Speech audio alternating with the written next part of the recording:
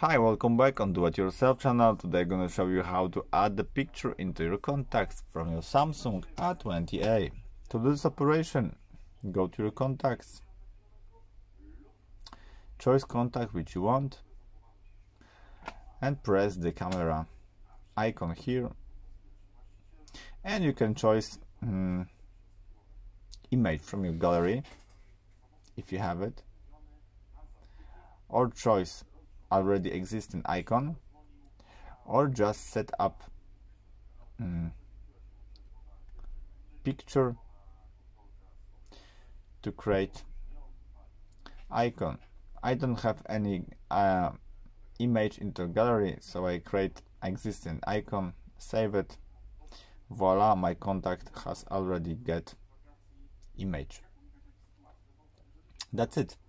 I hope the video is helpful for you. If yes, you can leave like, leave comment and leave subscribe, and see you by next video. Hey!